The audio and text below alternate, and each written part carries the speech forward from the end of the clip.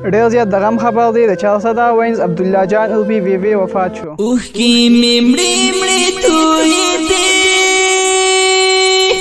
ما په سلګو وژړل. صادق جان په یونان کې کوم د عبدالله جان ورکه بیبي وفات شوې په دې مقابله شوې مقبره کې ولاړې. دا وخت کې عبدالله جان ډېر زیات خفه په دغه وجه چې ډېر ارماني ما په سلګو وژړل.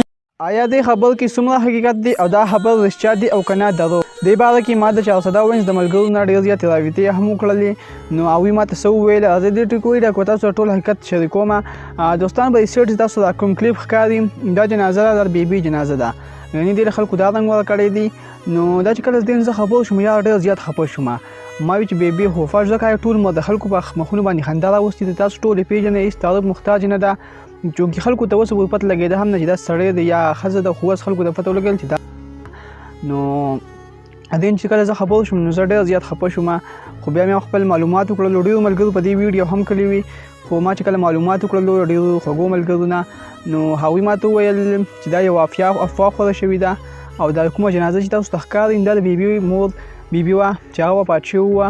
الله دې هغې له په جنت الفردوس کې اعلی مقام ورکړي او بیبي عرفي عبدالله چې کوم دی نو هغه ژوندی دی هغه نه دی وفات شوی. دا چا یو افوا خوره کړې ده یعنې د هغې د مور جنازه وه او دوی له یې د بیبي د جنازې نوم ورکړی و چې دا د بیبي جنازه ده او بیبي وفات شوې ده. دوستانو په دې باندې زه ډېر زیات خفه شوم ځکه زموږ د پښتنو څه کانټینټ نه وي نو راشي په دې باره کې ویډیو وکړي په دې پسې ویډیو وکړي یعنې نه به عبدالله جان ته څومره تکلیف رسېدلی وي.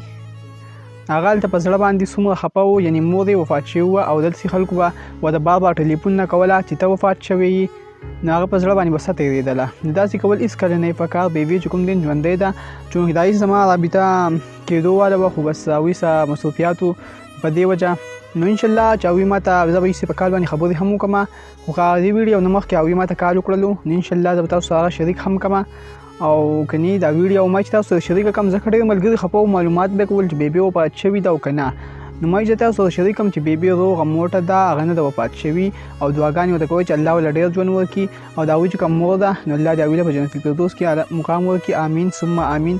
ډېر زیاته مننه د ویډیو کتلو. سید جان افیشل چینل او افیج هم در سره لایک کړئ.